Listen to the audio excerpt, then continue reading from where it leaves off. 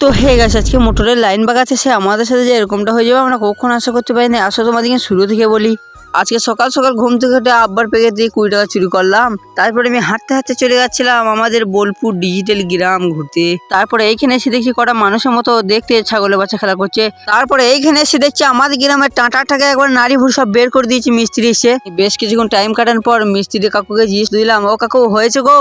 না হয়নি, তোদের টাটাটা পেনে হেগে দিয়েছে। কি বলছো দেখি দেখি দেখি। আবে শালা, তাই তো বে, এত সব নাড়ি ভুঁড়িয়ে বেরিয়ে গেছে ফেটে। নতুন ব্যাটারি লাগাইতে গেলে লাইনটা আবার নামাতে হবে, তাই এখন এই কম বয়সী বুড়ো লোকটাকে আমরা লাইনের উপরে চাপিয়ে দিলাম। একটা ফিউজও কেটে গিয়েছিল, ফিউজটা বেঁধে এখন লাইনটা তুলে দিল। তারপর আমরা দৌড়তে দৌড়তে চলে এসে তারপরে দেখছি যে সাবমার্সিবলে পানি বেরোতে স্টার্ট করে দিয়েছে। থ্যাংক ইউ কাকু, এক বাটি ধন্যবাদ, যাও বাড়ি যাও।